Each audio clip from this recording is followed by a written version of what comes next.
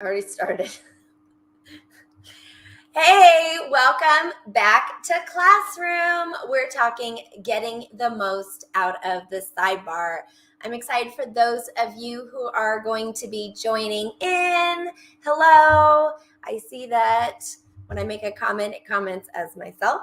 So I'm saying hi to myself. But if anybody else wants to join in, whether you're watching on YouTube or from Facebook or Twitter, please go ahead and make comments, and those will come in on the side chat, and we'll try to say hello and to answer any questions that you have.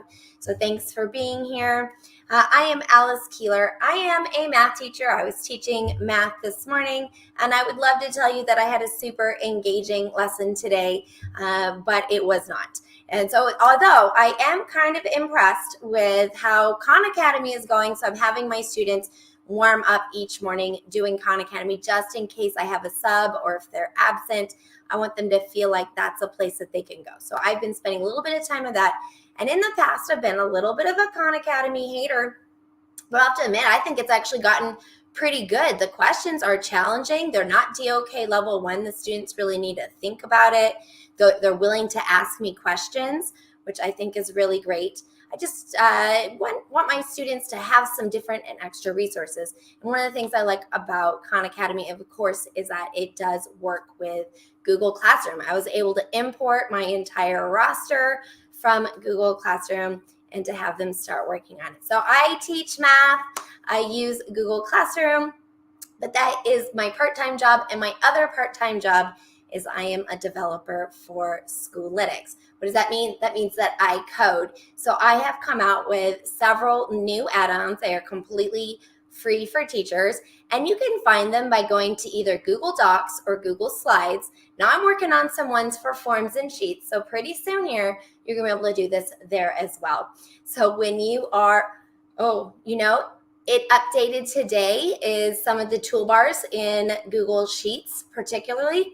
So there is an add-ons menu, which I think, I'm not sure if it's there. They updated it today. That's the problem with being a Google expert, right? Is you always have to be ready to flex and adapt, which I think describes our entire last year, is all of us learning how to flex and adapt. So somewhere you can install add-ons. In theory, there is an add-ons menu, and in that add-ons menu, if you just search for Schoolitics, that's the word school and analytics smashed together, these are free add-ons that I have coded. Yes, there we go, schoolitics.com. For those of you who are able to access the chat, it is free for teachers.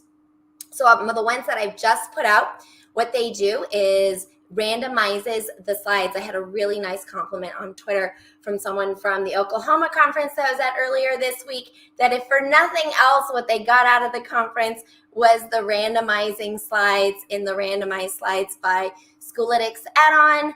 And so I hope that you'll give that a try, because I love to be able to have students provide input. They add ideas onto Google Slides, and we collaborate on Google Slides together, but then mixing them up so we can review student responses randomly.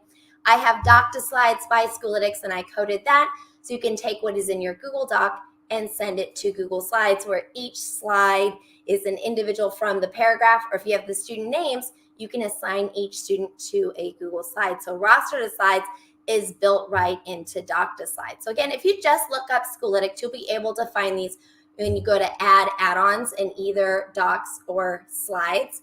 And then my newest one is Seating Chart for Slides, which I know that you will be really excited about, which you can also use for vocabulary words. So you put your vocabulary words or your student roster into a Google Doc, and then use Seating Chart Slides by Schoolitics. Use that add-on to go ahead and send it to Google Slides, and those are totally free. So I have made those. Those are things that I do, and then I'm happy to share with you about Google Classroom. So let's go ahead and get started. If you would join back to classroom.org, that's where you can find more tips on Google Classroom. I'm sharing, and others are sharing, on tools that work with Google Classroom, like Khan Academy. That's what I was using today. And of course, Schoolitics and Moat. So please join the conversation. And what we're looking at today is the Google Classroom stream. What is the stream? The stream is the landing page. So when you first go to Google Classroom and then you select a class, you're taken to the stream. And I'm sure, like many of us, it's a little bit frustrating. You're like, I need to be on the classwork page. The classwork page is where we create and organize assignments. So why does it keep dumping me on the stream when where I really want to be is on the classwork page? So that's what we're talking about today, is how do I get more out of the sidebar on the stream of Google Classroom, but specifically here we're talking about the stream. So let's take a look at this. It is your community hub. What? It's just kind of like a hot mess of things. It's not intended to be organized. It's more like a bulletin board for you to post announcements. And then you have to work hard at community. If you want community in your classroom, if you want community in your Facebook group, and if you want community in your Google Classroom, that's something you have to be really intentional about. Usually when you just set stuff up, I don't care if it is like we had such low voter turnout yesterday. How do we get the community to show up and vote? We had like less than 5% voted. We have to build that community around, hey, we know that what's coming up, we know where to do it, how to encourage others. It's work to get community going. So when you use the stream, think about not just allowing it to auto post, whoa, hey, let me announce that there's an assignment, but that you're posting, what are we doing today, that you're intentionally interacting with students there. It's community sharing. Ask students on Monday, what'd you do this weekend? Share on the stream. I actually like to have the students flood the stream a little bit because I don't want them to access the assignments from the stream. I want them to go to the classwork page. So if they've put a bunch of comments in there, then it really becomes a posting board and a discussion board instead of, hey, here's where I find the assignments. They should go to the classwork page. I have a today topic. What are we doing today? So go to the today topic and they're going to find that in there, but I have to get them to go there. So encourage them to share what's going on. How do they feel? Post prompts. Use this as your discussion board. They can reply to each other.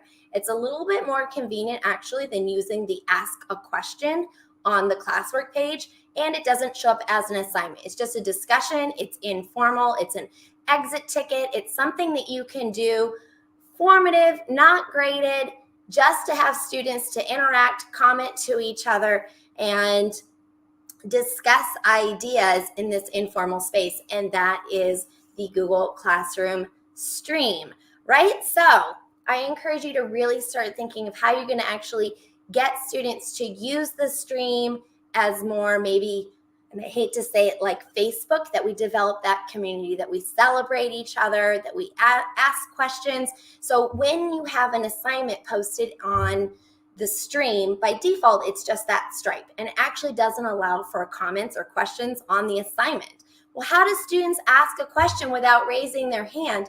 One of the great things about Google Classroom is it has that class comments to ask questions, but if no one sees it, what's the point? So I do like to go into the settings of my Google Classroom and change it to show attachments and details. Show attachments and details so they see the full description, and I can see if students have left any questions so I can interact and answer assignment questions. So especially when I'm talking to parents, and I want to make sure that parents know that a great way to ask questions about assignment, like, I'm confused, I didn't know how to do it. I mean, how many times have you been on a call with a parent and like, they're not doing their work, and they say, well, they're afraid to ask you and they're not sure what to do. I at least hear that quite often. Then we need to give students a way to ask digitally where they don't feel like they have to raise their hand or come to our desk at lunch. I will tell you, my daughters would rather die than raise their hand. They're very shy, but they care very much about their grades and doing well. So having a place to ask where they don't have to ask it, raise their hand, so they can do a private comment in the assignment or a class comment. That sometimes I'll have students give me a private comment. They don't want to have other people see what they've done, but then I'll respond without naming their name. Hey, I see some students are asking about this. Let me answer it so then everyone can see the response. But I do have to turn on show attachments and details in the Google Classroom setting so I can create that community. It can't be something you do sometimes. You have to work at it, but that's how you can create a place that when students aren't able to be in class, that they feel like they can still be part of class, because we really utilize the stream to its maximum capacity. Okay.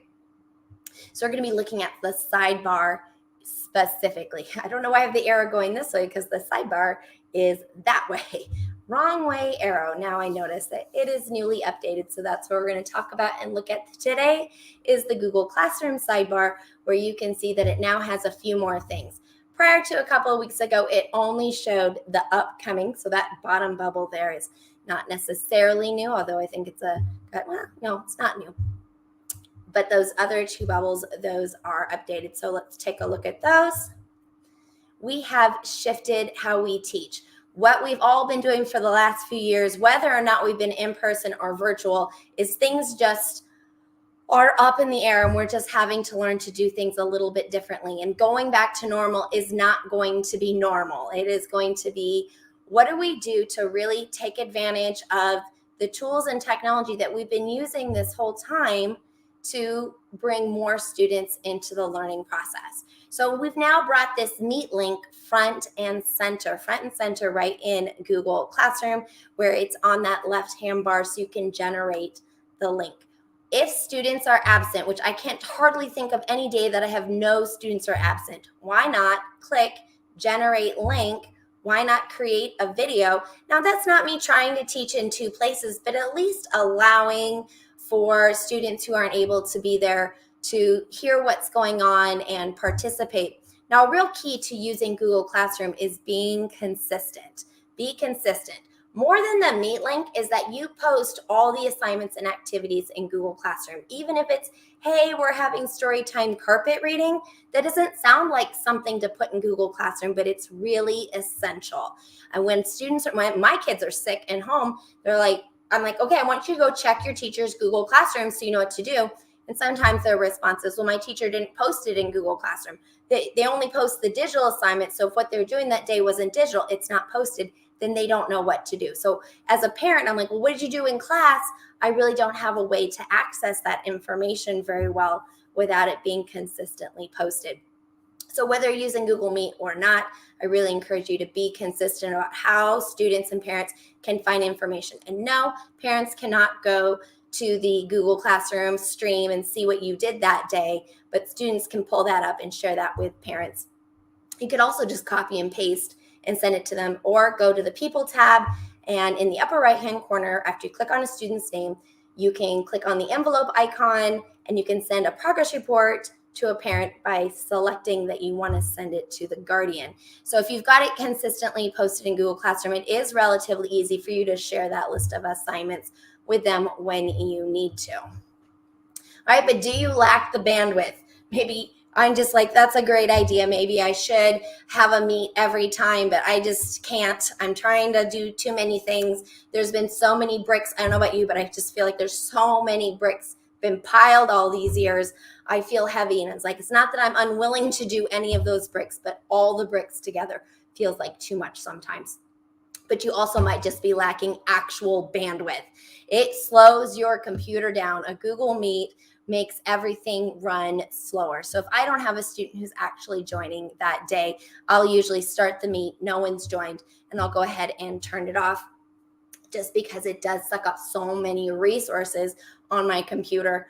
And how fast is the internet at your school? Those are all issues. So if you decide, like, I just don't have the bandwidth for this, either physically or literally, you can use the 3 dots on that little card in the sidebar and choose dismiss. And it actually takes the whole card away.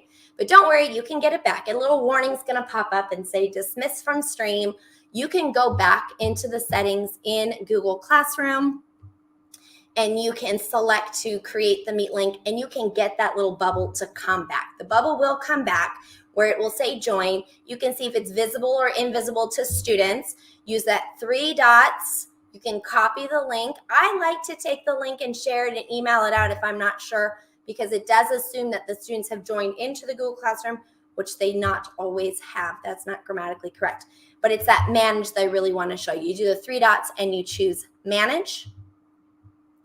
And that's going to allow you to reset the code, to toggle it off that students can't see it, that you can select. You see that little tiny triangle right there next to the Meet icon where you can copy the link, which we were able to do in the previous drop down, so I don't have to get there. But you can reset the link, and then you can remove the link. Like, I'm done with it. let's get rid of this. So you can remove it. Now they just came out with a bunch of updates for Google Classroom and Google Meet working together. Again, there are Google Meet updates, and I have a hard time keeping track of which update is current. So I'm sure that you're with me and are trying to keep up with what it is that is going on. So now that the Meet link is in the side, what does that mean for me? Well, it just means that the Meet link's a little more obvious, right? It's in that little bubble there instead of being up at the top.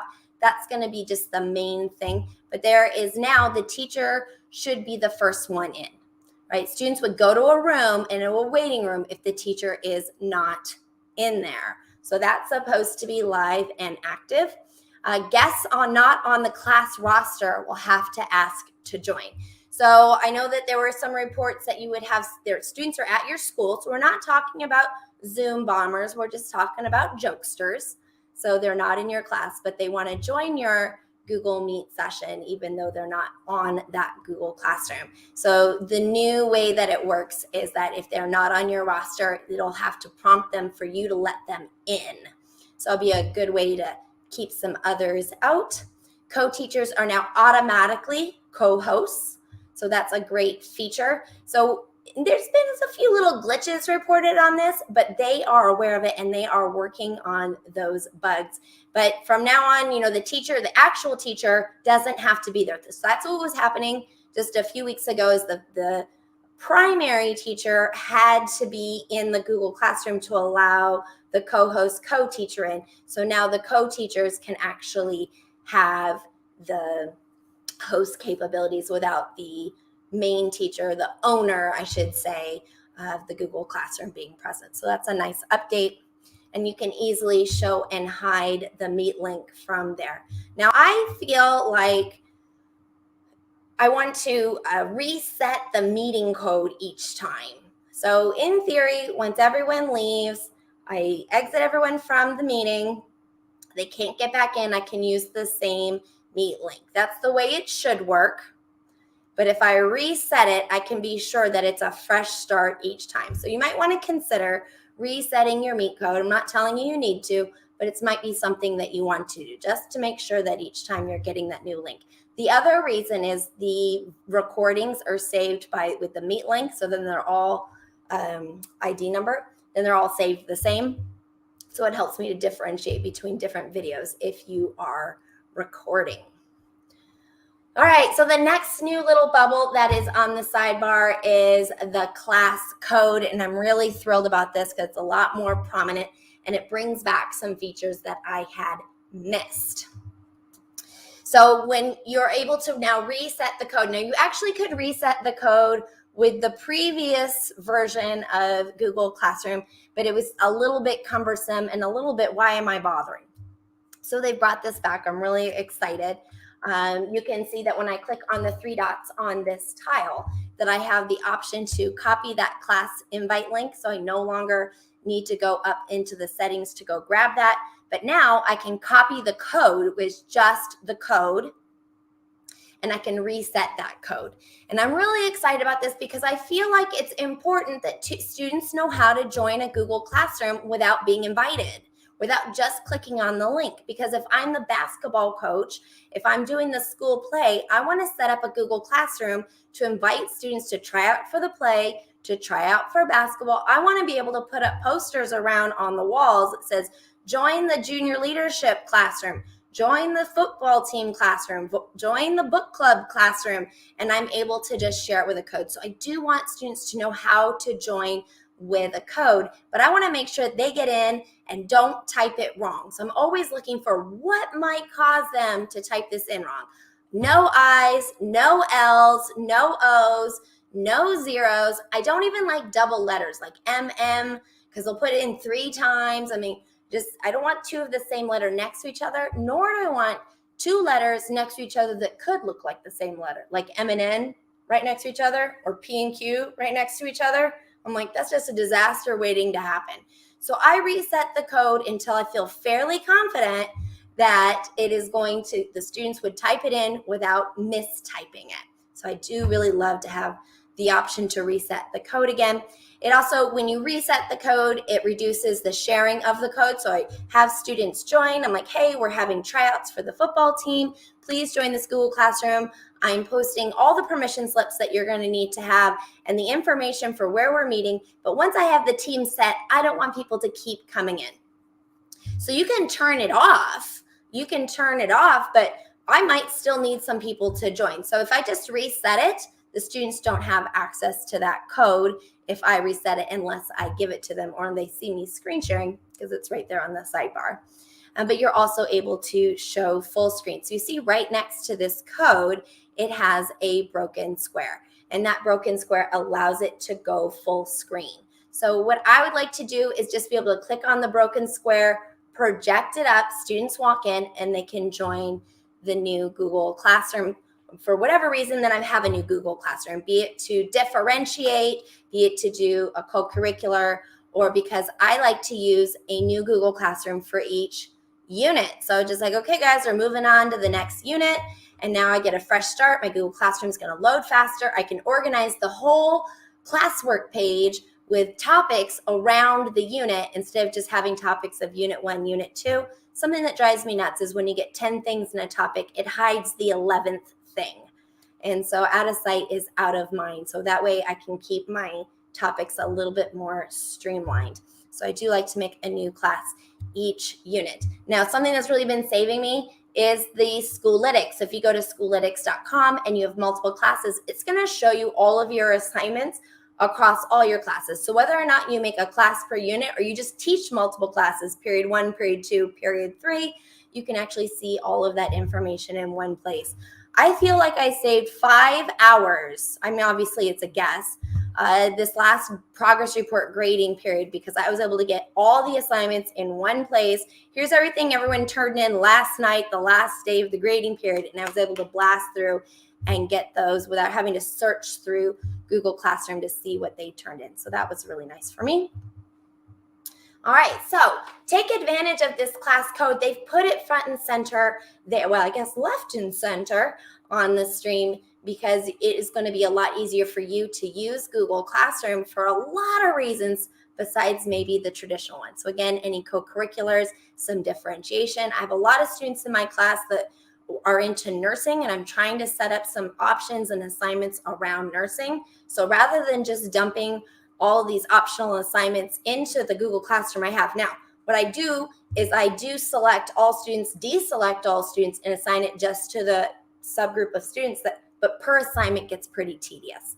So when I have a significant group of kids working on some differentiated assignments, I will create a new Google Classroom and I can just share with them the code, just say, hey, join with this code, and there we go. Okay, and last but not least is the upcoming bubble, which has always been there. But do you see where it says view all down here in the bottom left? If you click on that, it is actually an Easter egg. I'm going to switch over here to my Google Classroom where you can see that it says view all. Now, when I click on this, it's going to take me to the to review page, but it is filtered for this one class. Because normally under the 3 lines menu, under teaching, it says to review. When I do that, it's going to show me all of my classes. And so I have to wait for Google Classroom to load all of my classes, and that can be really slow. So this speeds it up quite a bit, where I'm only looking at the one class of what I want reviewed, and then I can mark those as reviewed. That takes them off my list. So it's like a checklist, like I've graded it, I've looked at it, they've moved over there, and then I can continue to review and see if anyone has turned anything in. Now, a little shameless promotion, this is what I was saying was saving me a lot of time, was using the Schoolitics assignments turned in, because it is across multiple classes and specific so I can see which student turned it in rather than one is turned in. So it was definitely quicker, but I still use this. I love that view all. So if you haven't thought about clicking on the view all in the upcoming, please make sure that you do that. Now, what's going to show up in that upcoming bubble is things with a due date. So you do want to make sure that you set a due date, but here's one of my tricks. I just keep changing the due date. So I like to have checkpoints, right? By the end of the period, you should have done something. So I'm going to put the due date as the end of the period, even though we're actually going to continue working on it tomorrow and then keep working on it throughout the week. I'll just keep changing the due date because it's going to show me, see where it says due today and due tomorrow. I actually have a third assignment that was due next week, like on Monday, I believe I had it, and it's not showing up in this bubble. So due today and due tomorrow is showing up here. It only shows things with a due date and only shows them in the short period of time. It doesn't show all the assignments that are upcoming. So I want my students to get in the habit of clicking on that view all so they can see all assignments. That actually takes them to their progress report. So when students click on view all, they're seeing their progress report, the status of all their assignments. So it's actually so much better than just clicking on the classwork page. So I would encourage you and your students to really get in the habit of clicking on that view all. Takes you to a filtered list of the to-do list, but it takes them to a progress report, which helps us all to get on the same page and students to know what they're missing and what they need to catch up on.